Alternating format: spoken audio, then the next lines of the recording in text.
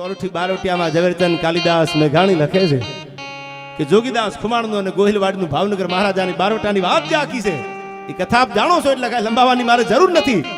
પણ બાગડતા બાગડતા બાગડતા બાગડતા બાગડતા બાગડતા ઘોડાની પડખલી વાગતી આવે અને ઠેઠ વેલડું એમ કીધું બાજુમાં આવીને જોગીદાસ ખુમાણી કે નાની બા ધોળા દર્શને જવું હોય તો હું તમારી ભેળો ઘોડા લઈને આલું છું, તમે મારા બેન છો. વેર તો ભાવનગર મહારાજા હારે કદાચ હોય બેન. દાદબા ભેળા હતા, કુંવર ભેળા હતા. ભાવનગર મહારાજાની સિહોરમાં ગાદી હતી. મેઘાણીએ લખેલી વાત તમને કરું છું, તમે સાંભળી હશે. પણ ગોહિલવાડની આ ધરતી છે કે કયો તો થોડાના દર્શન જ આવું હોય ખોડિયારના તો ભેળો ઘોડા લઈ લઉં, પણ બેન મુંજાતા નહીં, તમારો ભાઈ છું. અને તેથી વેલડામાં બેઠેલી રાજપૂતાણી છૂટા કેસ ધરા ઢળકે અને રજપૂતીનો રંગ મુખે ઝળકે. એને લાંબા હાથ કરીને જોગીદાસ ખુમાણના ઓરણા લીધા. જોગાભાઈ, હું રાજપૂતાણી છું, તમારું બારવટું એક દી હોનાની મુઠે જો પાર ન પાડું તો હું રાજપૂતાણી નો કહેવા મુંજાતા નહીં, હું તમારી બેન છું. અને બેન કયો હા પાડો તો ઠેઠ સિહોરના પાદર સુધી આપને વેલડાને બેન મૂકી જવાયા. આ ગોહિલવાડ છે આયા. મેં કીધું એમ નામી અનામી મહેમાન છે, પણ દુનિયા જાકારો દિયન રાખે નહીં ઘરમાં રાણ. તેદી માથા હાટે મૂલવે ઈ તો આયર તમારા એંધાણ.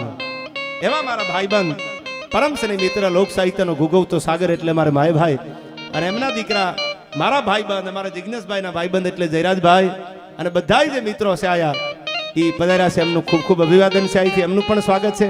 પધારો જયરાજભાઈ.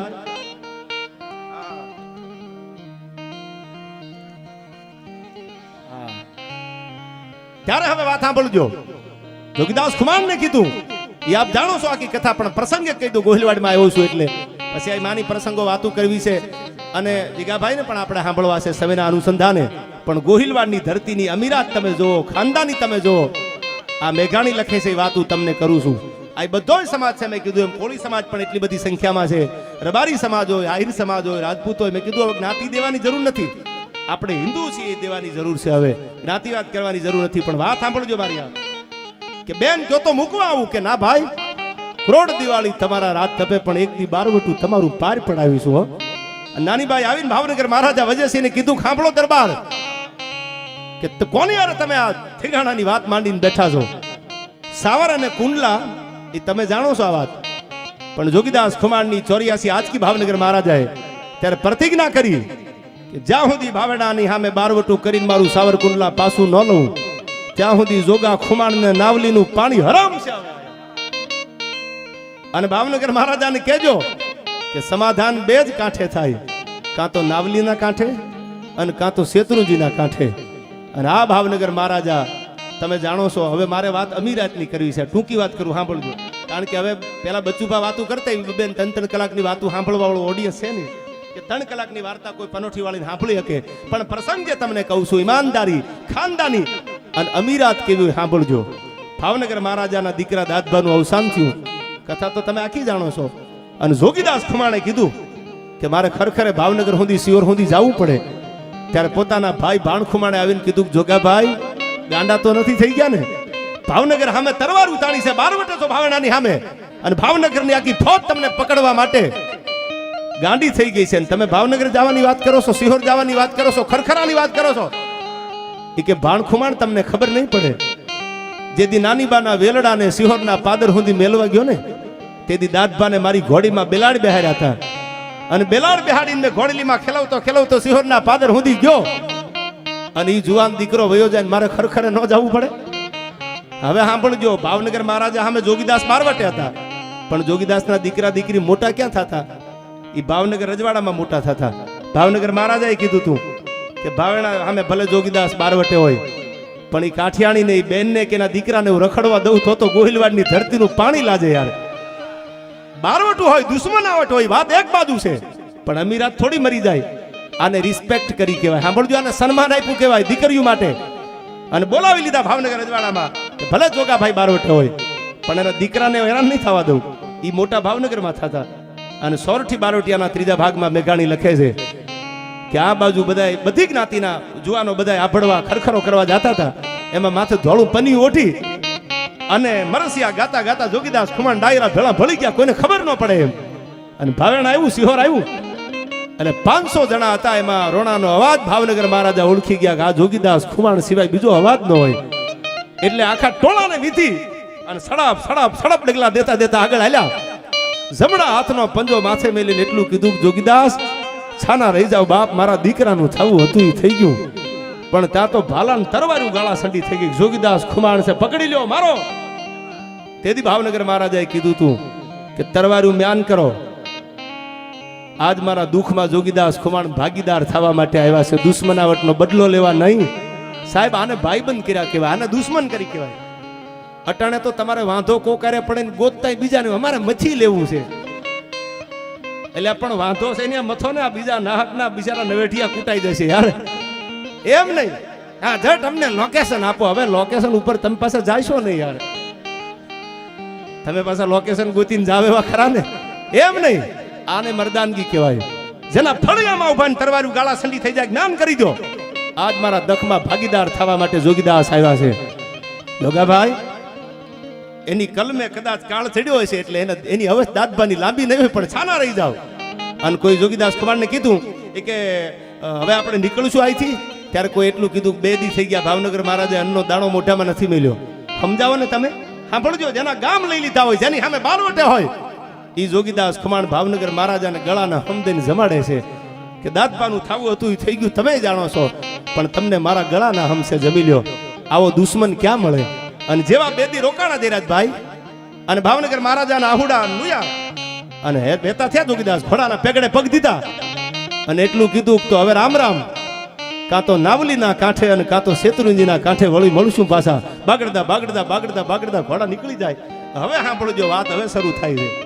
નાનીબાઈ ભાવનગર મહારાજાને બોલાવ્યા. એ કે દરબાર કોની સામે બારવટું કરો છો? આપણો દીકરો વયો જાય, જેના ગામ લઈ લીધા, જેના ગ્રાહ લઈ લીધા, જેની જમીન લઈ લીધી, એને બદલો લેવાની ભાવના હોય.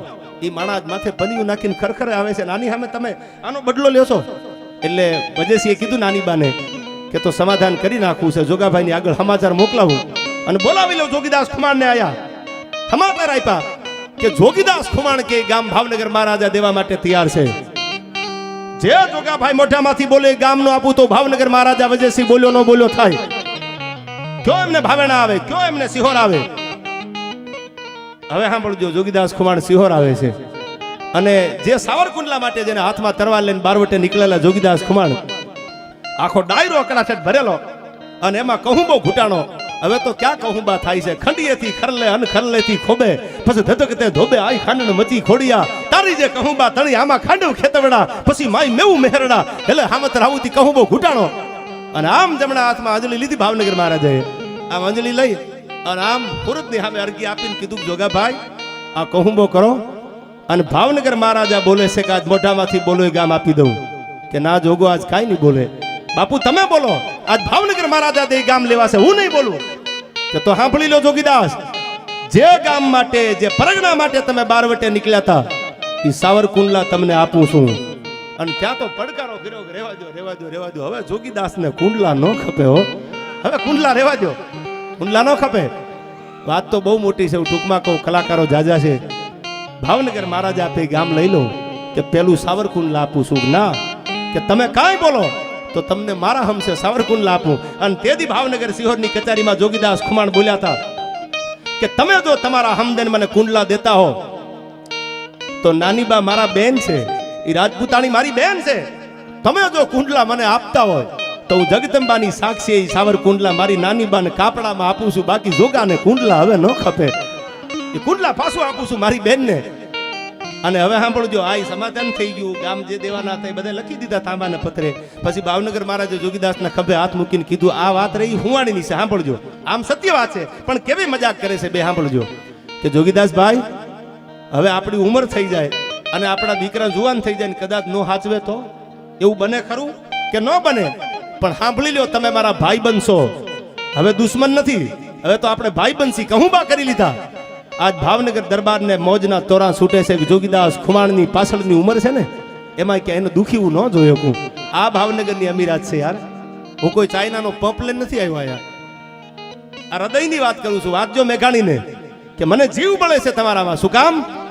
ઈ વખતે જે ગામની વાર્ષિક આવક 30,000 હતી, ઈ જમાનામાં વર્ષો પહેલા, અટાણે ને ઈ જમાનામાં જેની વાર્ષિક આવક 30,000 રૂપિયા હતી, ગામનું નામ હતું જીરા. અને બધાય કામ આપી દીધા. પછી તાંબાનું પતરું બોલાવીને કીધું બોલાવો, તાંબાનું પતરું લાવો.